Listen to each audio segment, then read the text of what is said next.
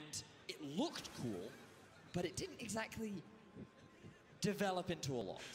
Now tell me, that is, what is the value of it looking cool? I mean, well, on stage for Kobe, he was like, yeah, look at me, I'm doing some cool stuff. But then he ended up being 0-2 in lane. I see. He ended up falling really far behind.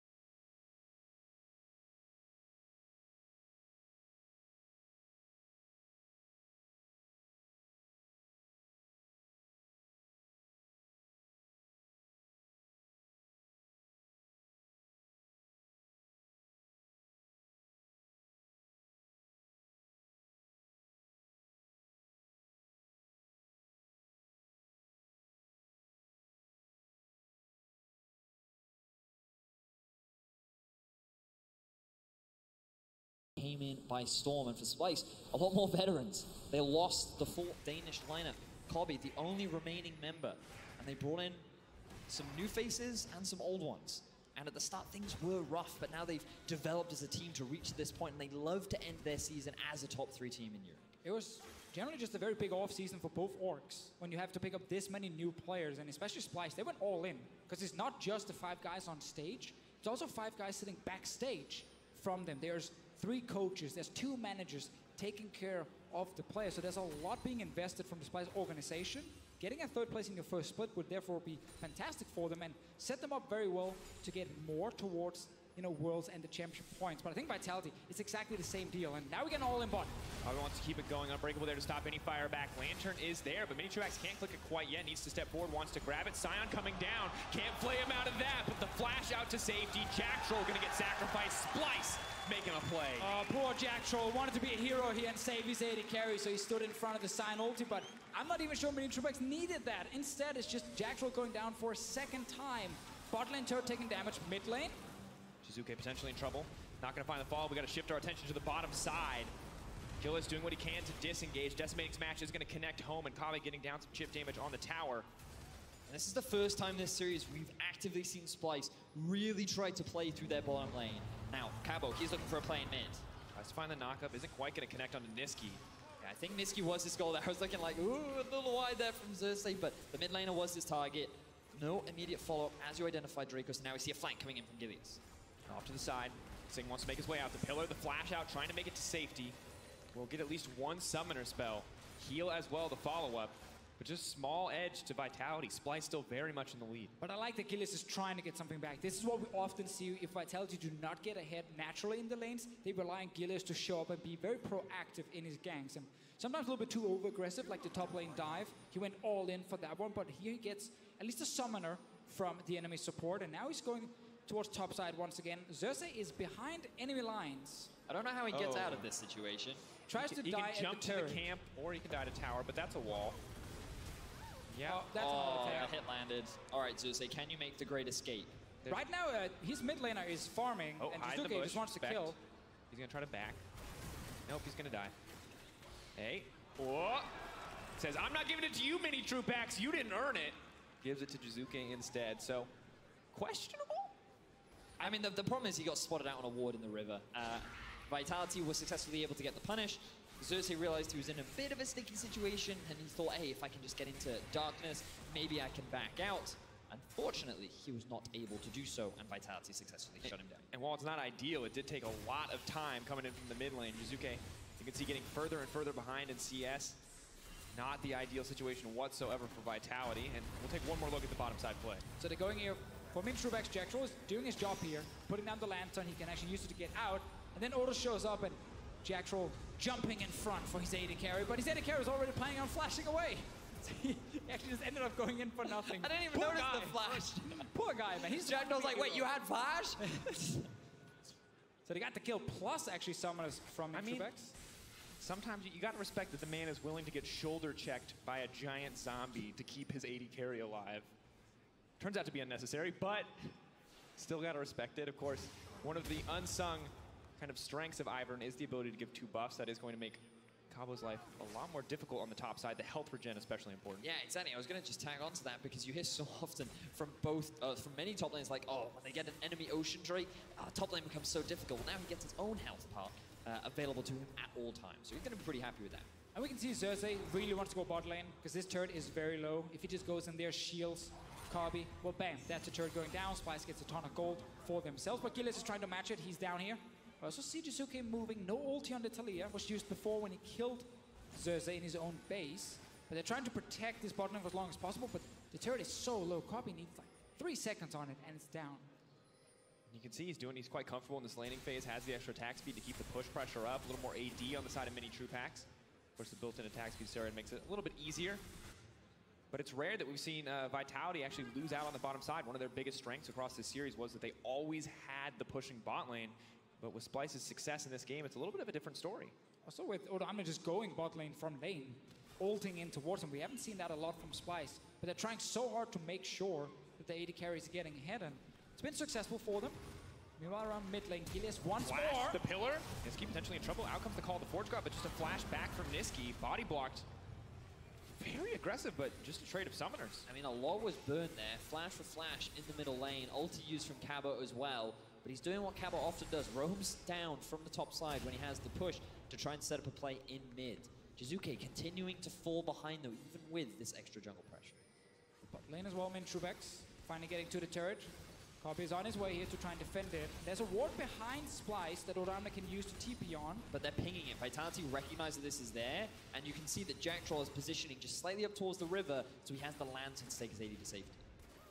Zeus is now down here, buffing him up now. Going back to that mid lane play, I want to see Vitality gank that lane again. Like, if you're investing a flash Trundle pillar to try and get a flash from Niski, you have to return gank that lane. You have to kill Niski, take the mid lane turret, and use that to gain you a big advantage if you're Vitality. Otherwise, it doesn't make any sense that you're flashing forward there as a jungler. You also shut down what was the big carry in game 2 from Splyce. Don't allow him to scale up and get to a point where he can do the same thing that he did before. Now, Jizuke is moving up with Gilius. He will be spotted, and Splyce successfully slow the game down. Not managing to time the roam here with the wave actually hitting the turret. Was about to be set up.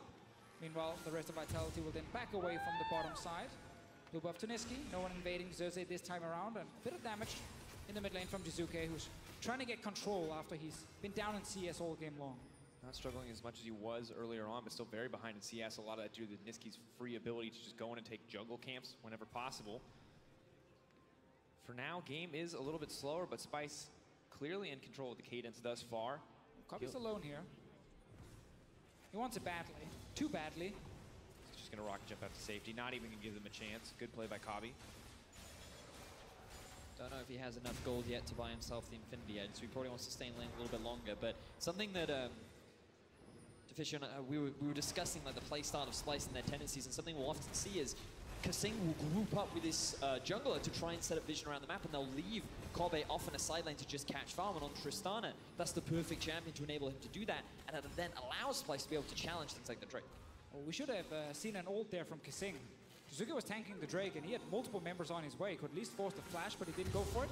He saved it for potential play in the bottom lane, and Splyce trying to regain control on the bottom side, while Trubex is trying his best here. 140 CS, he's been the best performing player on Vitality in this series, and they put him on this jinx. They're saying, we know your late game is going to be amazing, we think you can carry us, but also get some kills early against Kobe here and Kasing. But it's now Drake being started by just Niski.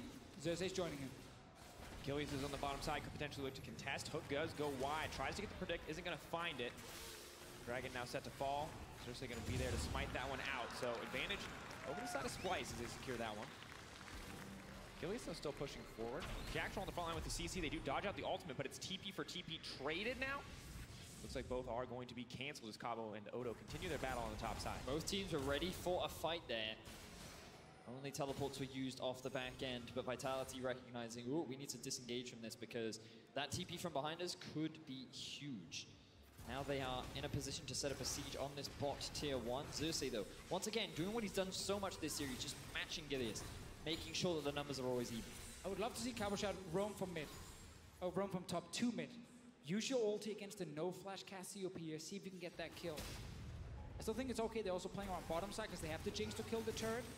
That's where Xerxes is trying to defend. Xerxes top side now, though. There's a chance for Vitality if they go back to bot lane. It kind of feels like, though, the Vitality don't have a clear idea of what they want to do. They have a lot of options available, and they're just constantly swapping between all these different things, you know, because their bottom lane falls behind at first, so then they try to make a play up top. Oh, no. Gilius ends up dying 1v1 to Odoamne. Then they try and force a play mid, and now they're not going back, and it feels like Vitality make these plays, but then they aren't following up on the things that they initially set up. Oh, Hook does connect. Aren't going to find the follow-up on the bottom side. You can see the bottom lane a lot closer. They had originally been indicated. Who's going at bot lane again? It's the same play we saw earlier. Now let's see if Xerxes is actually on the wrong side of the map to fully commit to a 5-man play bot side. He's currently killing his red buff. Good ward, though, comes in from the side of Vitality. They see Sion getting the brush. They know that they just have to back off and play safe. Ivor now moving down. It's a similar story. Cabo is on the way. Maybe Vitality look for the full-on 5v5. They know what is coming. They've now seen Odoamne. Tower potentially in trouble. Gilius is going to throw down the pillar, can't steal away the tanky stats. In comes the Talia on the backside. Jizuke, though, doesn't quite make it into the middle of the team. Jackal flays back, that's the follow-up immediately. Cabo is there for the follow-up. Odoamne, the member in trouble, but neither side getting anything. Jizuke utilizing his ultimate to get to bot lane first. Niski and Xerxes can't really contribute, so it is Odoamne and Kasing that are forced to flash out of that situation. Love the response there from Vitality, responding and reacting to what Splyce tried to do. But still, Splyce, a little bit weird there to see the move to bot lane when Xerxes was actually top side. Trying to defend his turret here. Vitality trying to push it in. Jizuke still coming. Get a bit lower. Ulti comes out from the Kasing. The immediate follow-up, but not going to connect. Lantern brings it home to safety. Cabo going to now make it out. Odoamne, the member in trouble, is just going to get deleted immediately by the ulti from Jinx, but no follow-up on the side of Splyce. Niski, though, on the way, ready to look for a fight. Has to be careful. Can't walk into a hook. Vitality playing this part here much better than Splyce. Good ward to spot Odoamne, knowing they have plenty of time to react.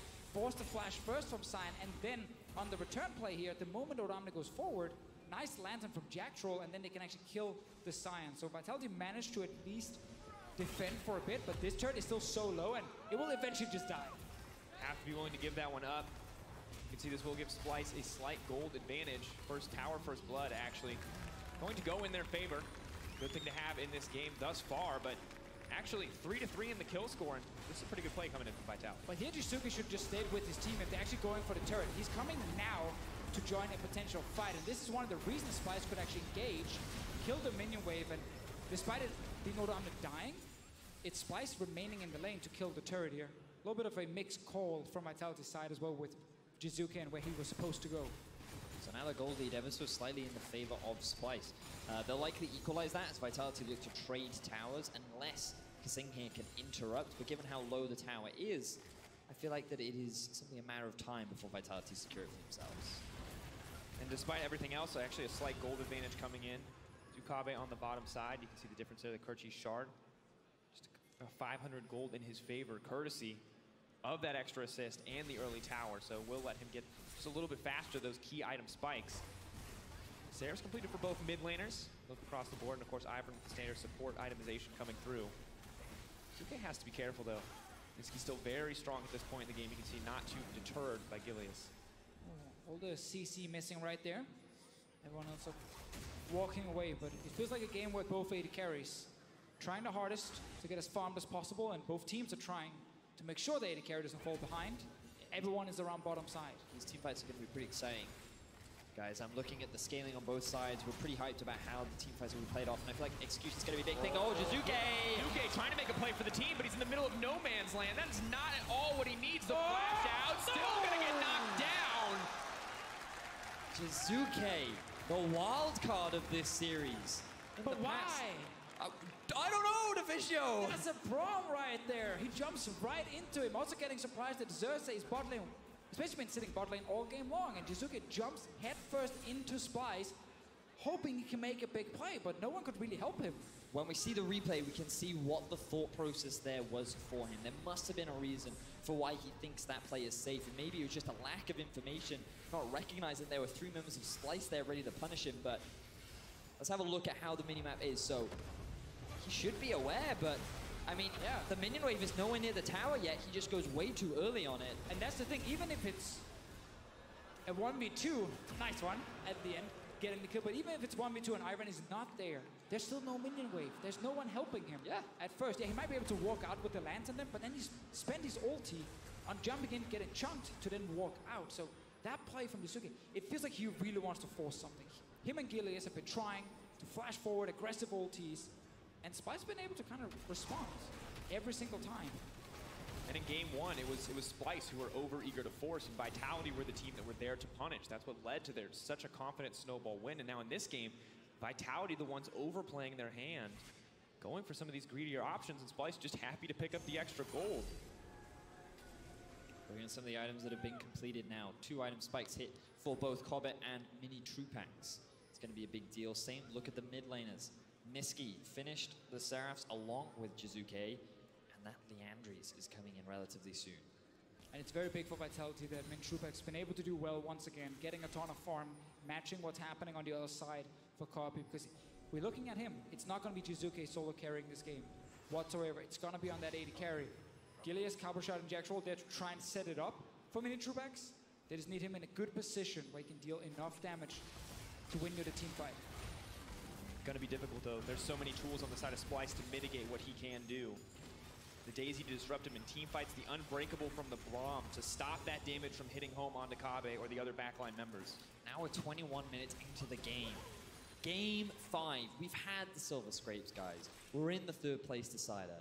Both these teams have shown so much good stuff throughout the series, and it's always come down to this single moment, one fight, one decision that has resulted in the huge swing in either side. And given how even it is between these two teams right now, we are simply waiting for that play.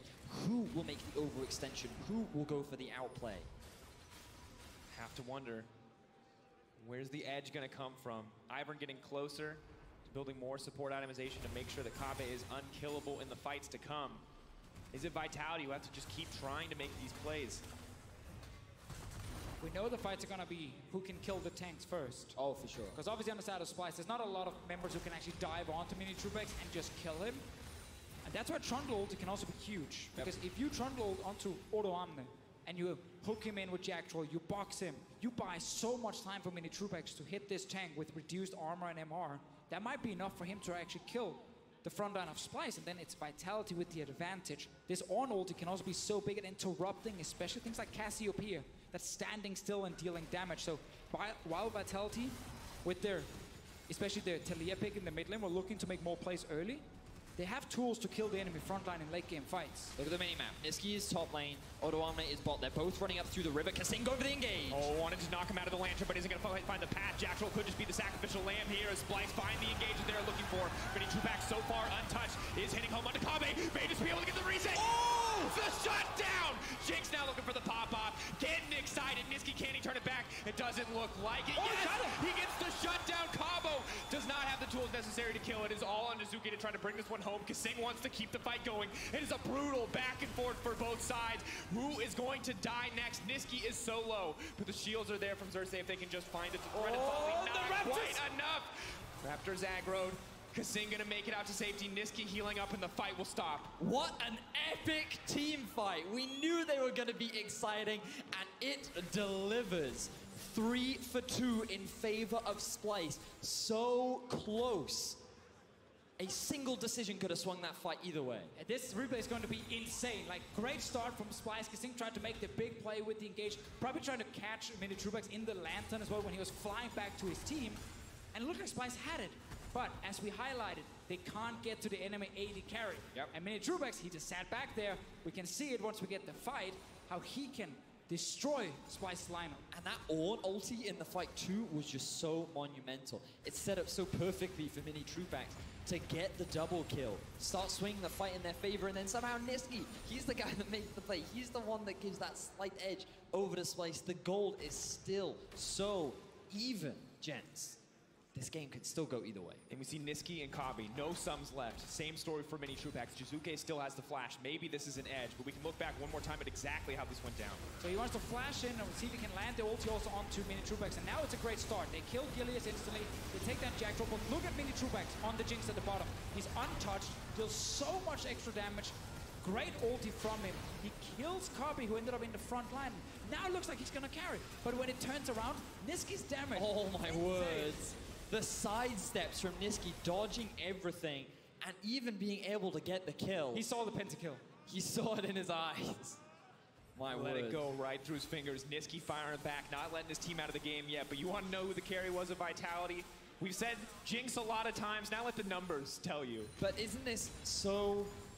I don't know the word is. It's just, it's so great to watch when Trupax has been such a big carry for Vitality this series. The best performing player so far. And Niski is the guy that's been stepping up for Splyce. A dude that had so much criticism during the regular season. Coming into this third place decider, he has been having a fantastic game. He has been the most reliable carry so far for the Splyce team, and it is all about which one of those two players can carry harder for their organizations.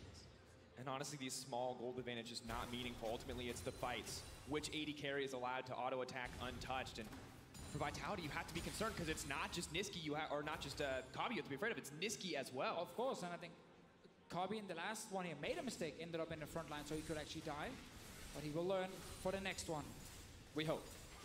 Who knows? Otherwise, Mini Trubex will kill him. Yeah. Have to respect the Ornn ulti. Can't afford to get caught out as a Tristana. You're the one with the safety tools. All right, lads. Baron is up and available. thinking of Baron taking speed, you kind of have to give the slight edge to Splyce, given that it is Casio. Oh, Gilius, he's out of position. We're looking for it.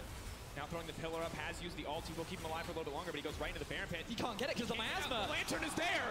Will managed to make it out. Gilius still going down. Cabo now looking for the turn. Can they get the follow-up on this fight? Looks like they just have to back off. Oh, we've seen this a few times from Gilius, when he just wants to kill that ward.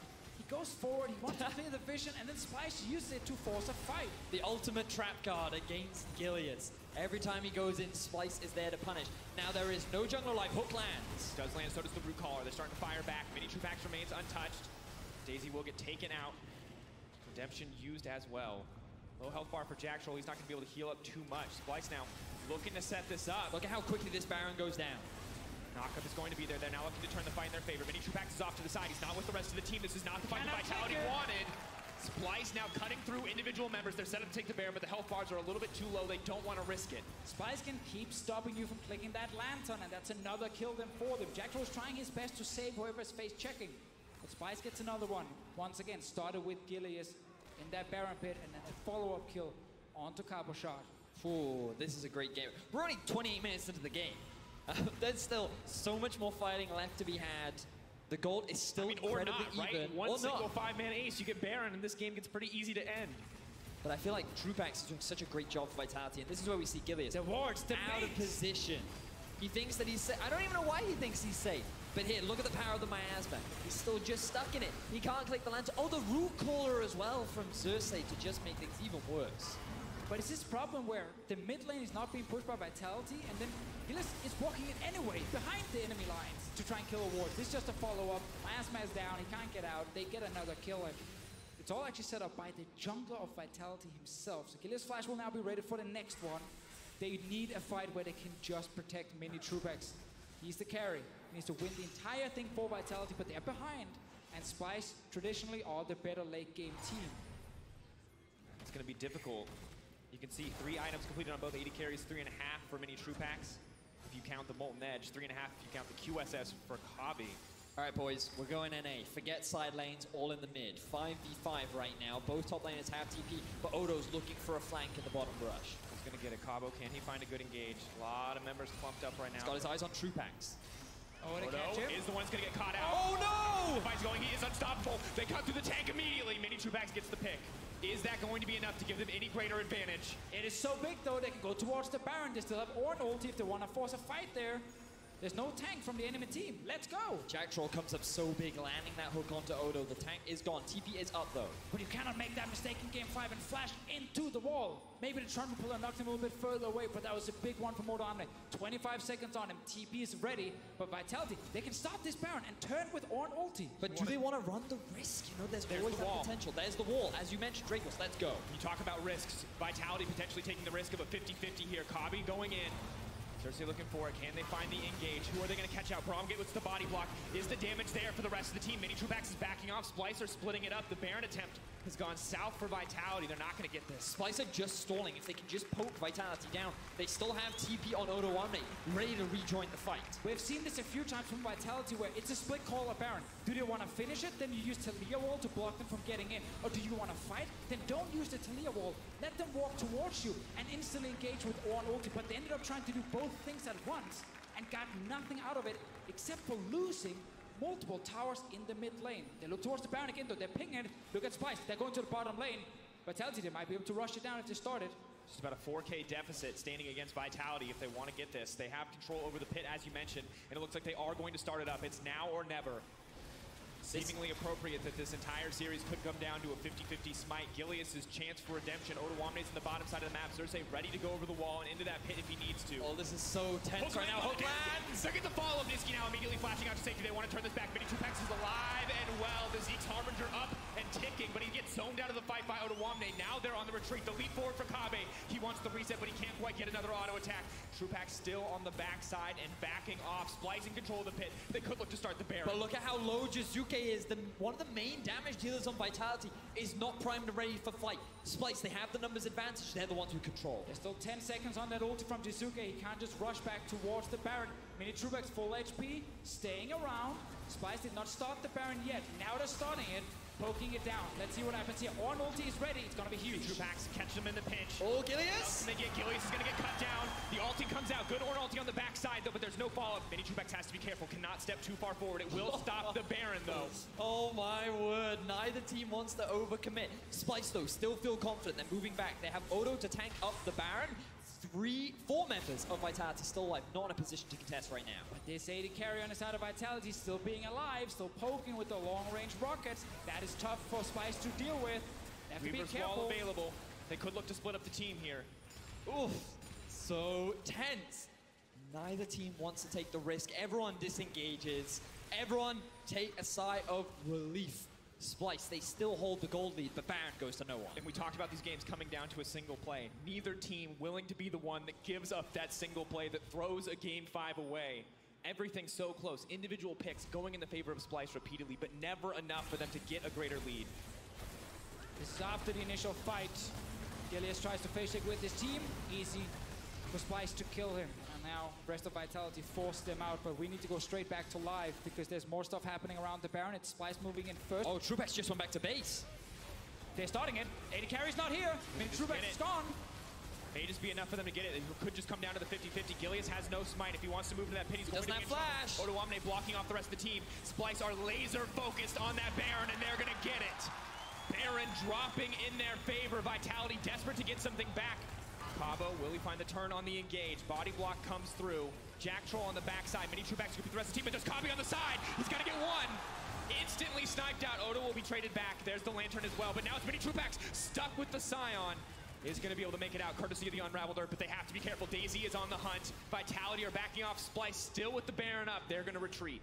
1-for-1 trade, but Baron to Splyce. Mini Trupax was back in base. He tried to rush to the Baron in time, but it was too late. Great call from Splyce to secure the big objective. 7k gold lead on their side. They're already pushing towards this top lane turret. So big for Splyce. They are so close to securing that win, getting those ever so crucial championship points, securing their spots at Rift Rivals, and making their way to being a top team here in Europe. Splyce on the road to a 3-2 finish if they can keep this going.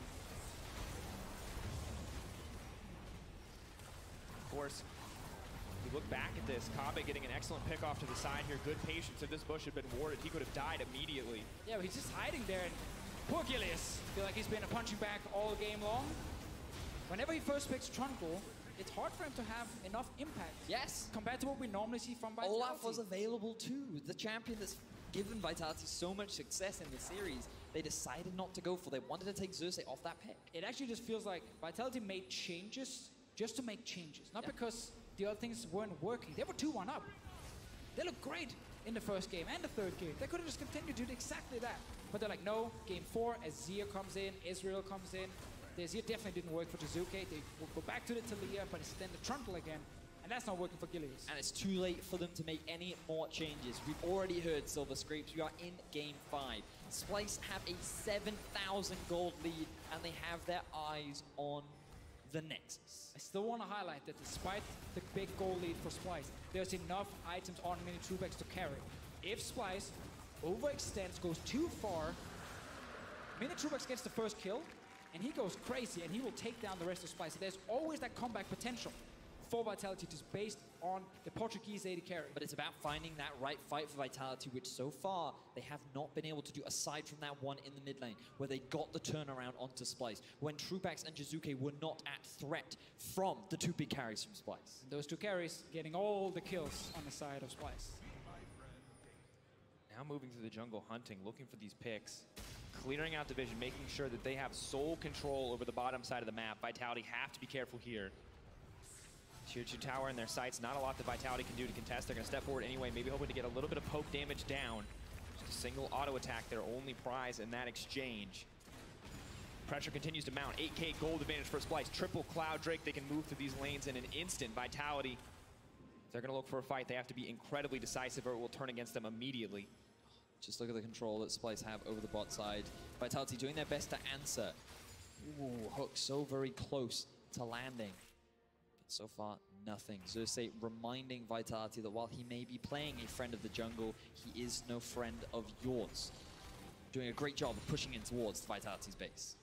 You're gonna get a pay raise for that one. You could have just left it silent and just cracked on, but... Casual thumbs up from your co-casters as you continue on your eloquent point there, Vitius. But of course, we've talked about stakes a lot, and I mean, everything was on the line in this game. And now as it comes to it, everything is on the line for Vitality in this next play. If they make one more fumble, it feels like Splyce will probably just end the game. That's always the problem when you fall this far behind. But as long as you can get back through an AD carry, there is hope for Vitality. Splyce with the triple Cloud Drake, and of course on 8-5 when it actually gives you movement speed in combat. Very valuable on champions like Cassiopeia, who constantly needs to dodge around. Very good against things like Ornn ulti, where you need to be able to move out in time before it actually hits you. So this Cloud Drake ends up adding a lot of value for Splyce, despite it not being, let's say, triple Infernal, which is normally what you want to get for pure late game scaling.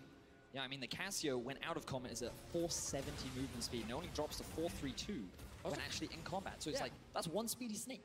Kind of removes the playmaking potential from Jack Troll, because trying to land hooks against like really fast moving targets, it's too slippery, slide. It's very hard.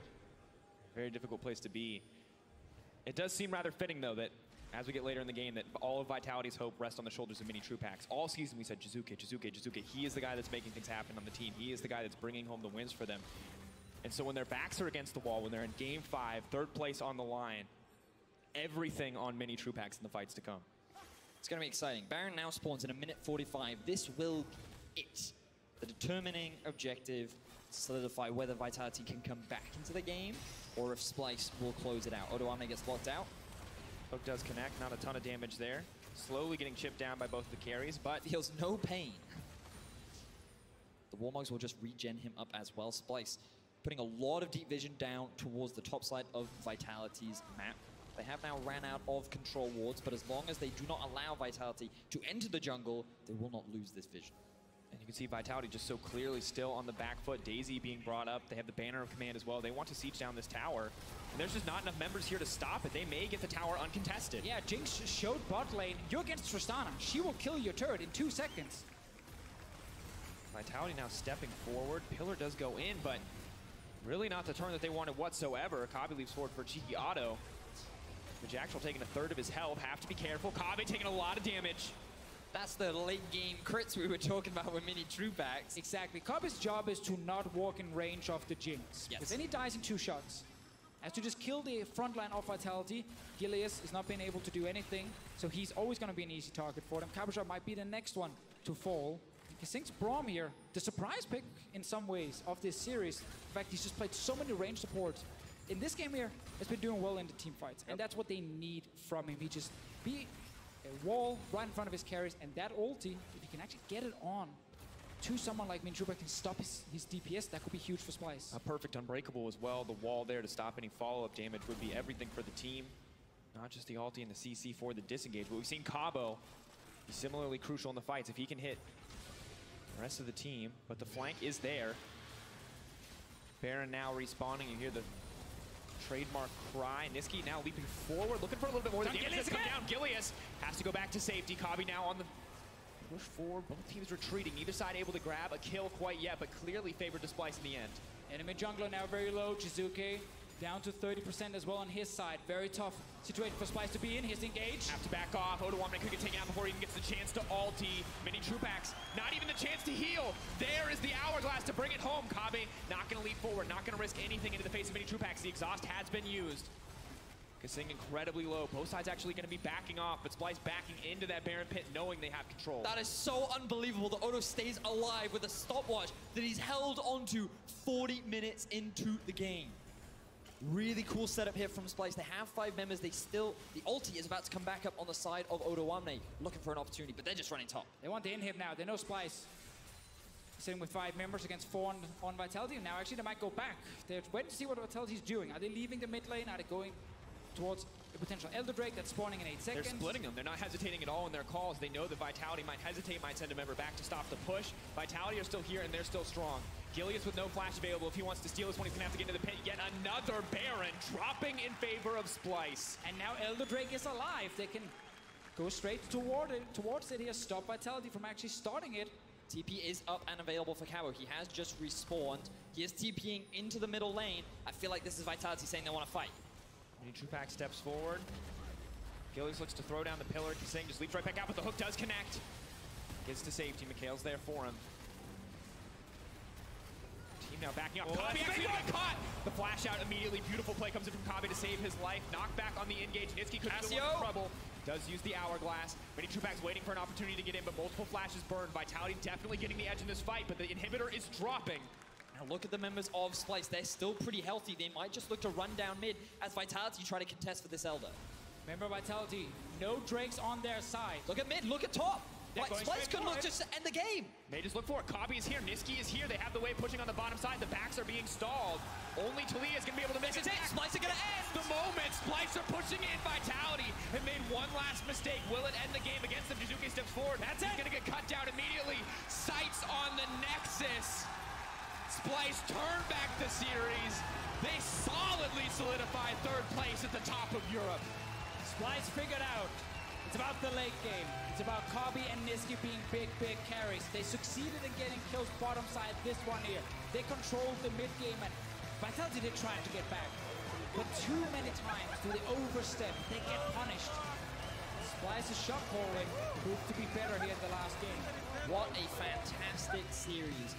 All the way to game 5. So many back and forths. Such a tense final game where there was so much dancing around the Baron. Splyce stuck to their style, they played the better team fights, and Corbett secures himself such a big win in his home country. Just a beautiful performance for this team, the story of their split, the struggles at the start, the reliance on scaling. They've proven that they can swap styles, that they can come back in these best-of-5 scenarios, adjust their draft, do what it takes to find the wins when the pressure is on.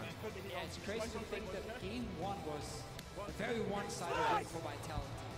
Few good moments for Splyce, and that was it. Vitality took full control, but they bounced back. And we saw them actually now, towards the end, find the correct playstyle for them. It was not to put Xerxes on the super standard, aggressive early game junglers. It was Iron, it was Zac. Those kind of picks ended up being big for him. And Niski and Kabi then became 2 big carries. But on the side of Vitality, you gotta feel bad for especially Mini True Packs. Because he tried his hardest to carry that last game. It was so fun to watch. The crowd chants for Corbett as Splyce secure themselves 3rd place. They will lock in a spot at Rift Rivals later in the year as well. Also, those valuable championship points that will contribute so much. There you go, pride of Denmark right there in this series. The crowd could not have asked for a better win for a Danish player. And while a lot of praise does need to be given to Corbett, Niski alongside him, the 2 big carries for Splyce.